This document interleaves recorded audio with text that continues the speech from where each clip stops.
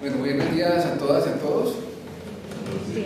Muchas gracias por estar acá. Es un honor y un agrado muy grande estar en un espacio académico de nuestra queridísima Universidad Nacional. Un saludo a toda la directiva del Ministerio de Salud, a nuestros profesores, tertulios, a Franklin y a un agradecimiento muy especial por el doctorado por no solamente invitarnos, sino por realizar este foro, porque siempre trae pues, la posibilidad de compartir con el ámbito académico aquellas cosas que consideramos deben ser debatidas para mejorar.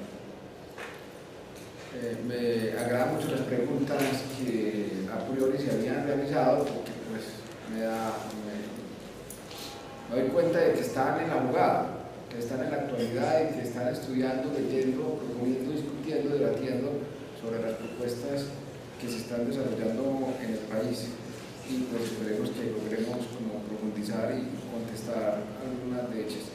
Esto les proponía como mirar como cuál es el problema, algo más allá de los datos, cuál es la respuesta que hoy tenemos en el país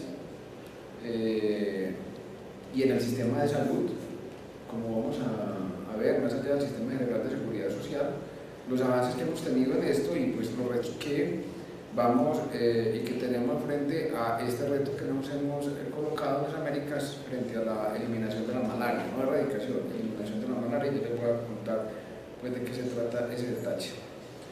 Pues esto es un problema no solamente colombiano, es un problema mundial, afecta principalmente a las zonas más pobres, con menos capacidades de respuesta frente a esos retos sanitarios que se tienen en el mundo, de esas cantidades de muertes, a pesar de que no es el sitio de mayor incidencia, pero la mayor cantidad de muertes las coloca el África. Pero en las Américas obviamente tenemos una concentración de riesgos en los países, sobre todo los que tenemos esas condiciones geológicas o ambientales propicias para que se propague el vector y el parásito. En Colombia tenemos identificado, ya lo había anotado el doctor Franklin, esto es de vieja data, ¿no? Tenemos los focos, el macrofoco de la costa pacífica, que nos produce el 55% de los casos, el macrofoco de Urabá, Baja Cauca y Alto Sinú, 40% de los casos, y el macrofoco de la Amazonía. De allá provienen los casos que detecta el sistema de vigilancia, de aquellos casos que no se detectan por alguna razón. Bueno, pero lo importante de esto para, obviamente, gestar la política y los desarrollos que de ella se tienen, los planes, programas y estrategias, pues es entender un poco de dónde viene el problema. Y esto es lo que nos enseñan en la Facultad de Medicina. A mí también me la enseñaron, casi que no me la aprendo, pero la estudié como 10 veces y ya me envió también, ¿no? Tiene que estar uno ahí diariamente leyendo este ciclo de lo que pasa con el vector y de lo que pasa con el ser humano. Pero atrás de esto está el problema. Traje un análisis muy interesante que sale en Biomédica, esta es de nuestra propia producción, digo yo, producción colombiana, donde el doctor Juan Gabriel, que lo estoy parafraseando, de un artículo muy interesante sobre los determinantes estructurales y los determinantes relacionados con los modos y condiciones, y también lo que tiene que ver con finalmente los estilos y las exposiciones individuales de las personas y de las familias, y que va mucho más allá de entender este ciclo del parásito, tiene que ver con ese ciclo social, ese ciclo geoambiental, ese ciclo de los territorios afectados donde las poblaciones se exponen y se enferman.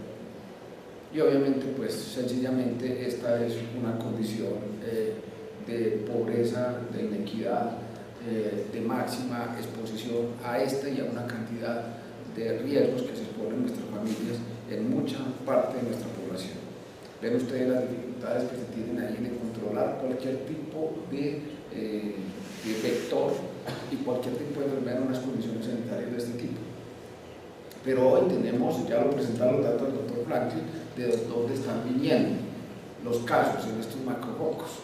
Una afectación de los territorios, una exposición de nuestras poblaciones a una serie de alteraciones del medio que hacen que se vuelva propicio y casi imposible de intervenir estos inmensos criaderos que son casi infinitos en la producción de vectores y de parásitos. De tal manera que pues, pudiéramos decir que muchas de estas relaciones entre la incidencia y entre estas condiciones de explotación de los recursos naturales de una manera irregular, ilegal y de una manera absolutamente inadecuada genera unas exposiciones hoy que nos tienen en jaque a los programas de salud pública. Bien, pero no solamente es eso, obviamente mantiene estas condiciones de vulnerabilidad por las condiciones de inequidad, y por el tránsito de grupos ilegales, de grupos armados, de población en condición de desplazamiento, que hacen que pues, se confabulen una serie de factores y condiciones que favorecen esta situación.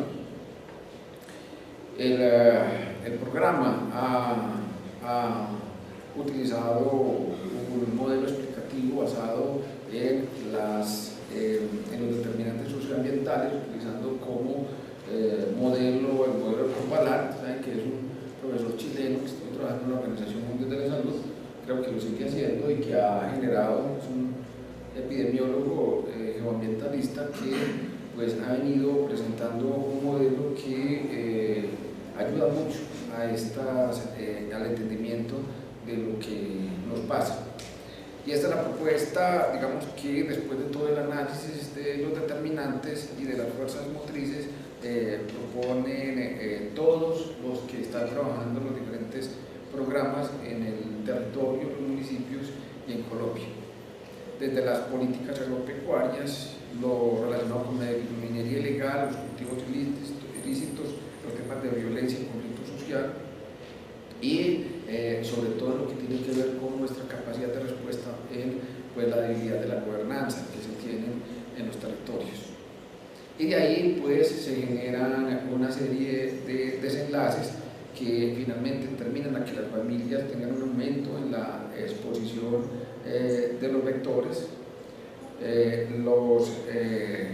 no adhesión a los mecanismos de control de la exposición a ellos, a veces la imposibilidad del diagnóstico por los sitios de dispersión donde están colocados estos riesgos, la gran cantidad de automedicación y, digamos, como les decía, la débil planeación de actividades de control en ciertas zonas, principalmente aquellas zonas más afectadas por la violencia, más afectadas por las condiciones de producción y de reproducción irregular.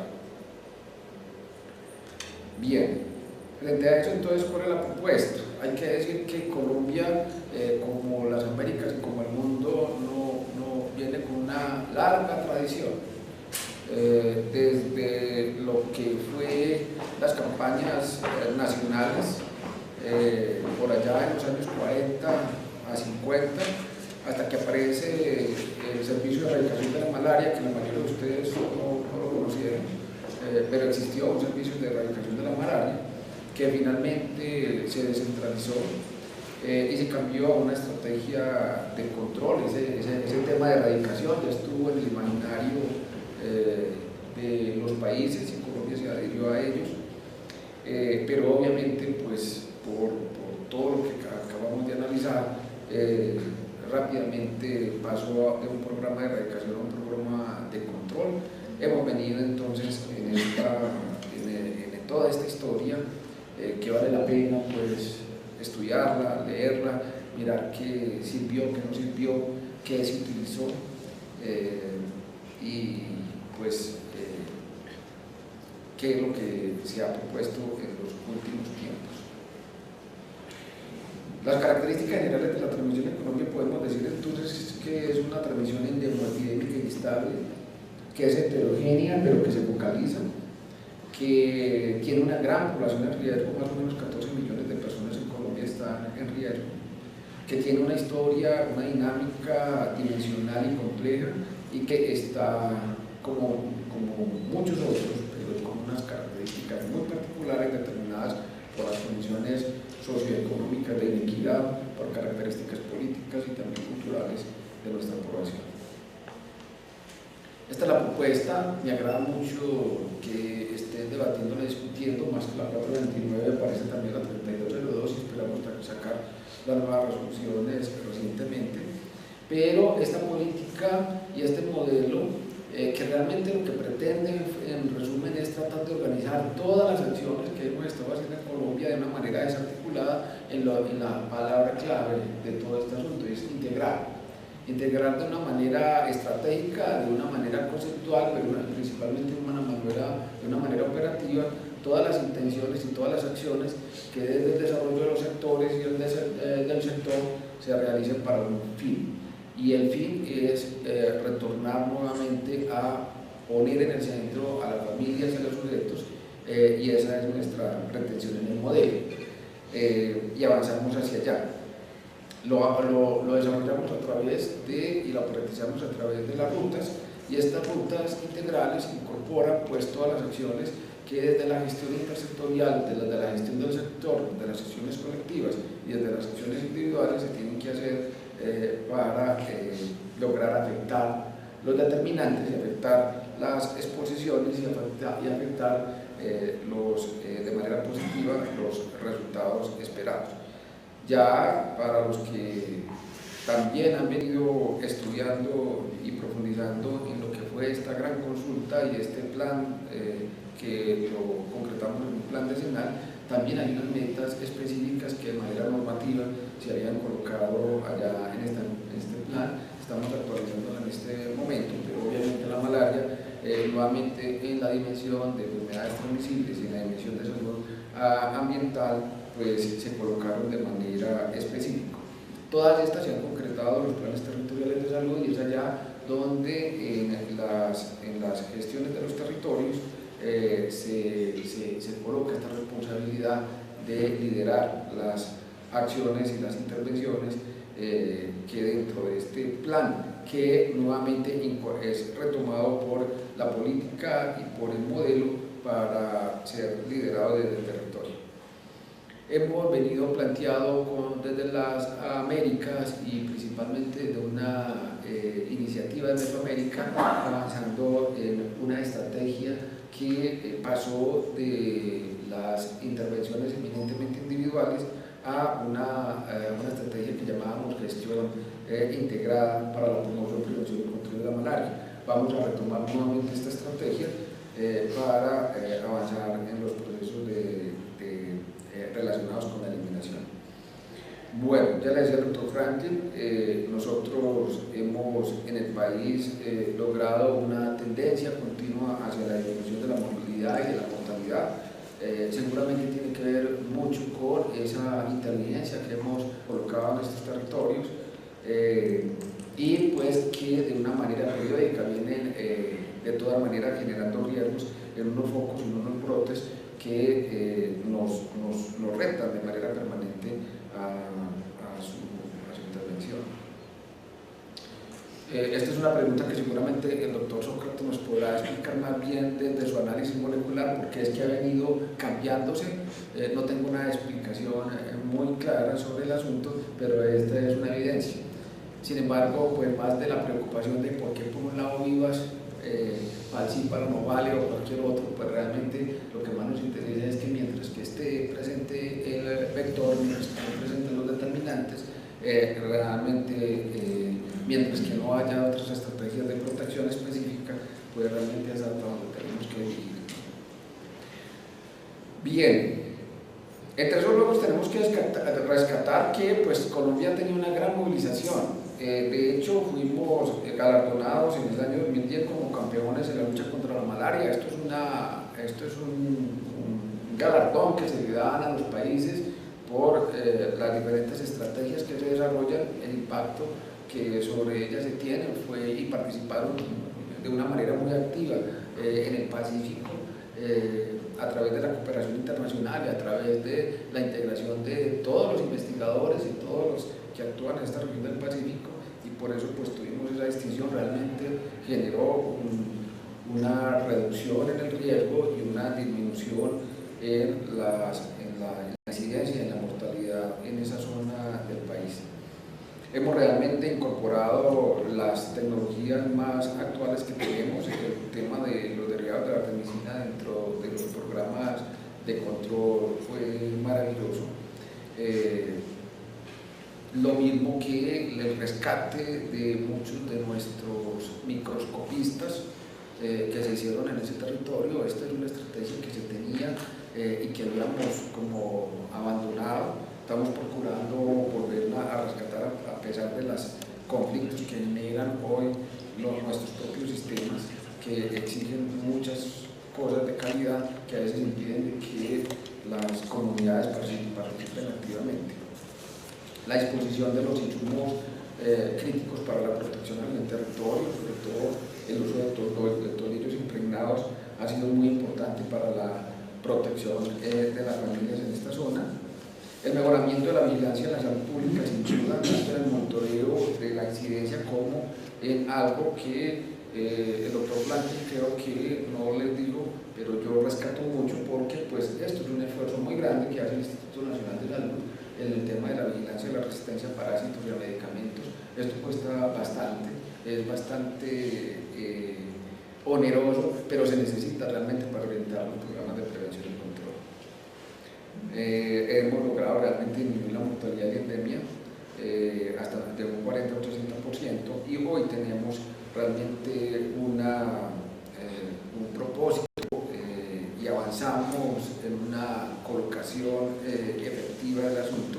Todavía obviamente los resultados, porque esto es muy nuevo, pues realmente estamos a un año de implementación del rescate de la atención primaria a través de las rutas integrales de atención y del modelo integral de atención.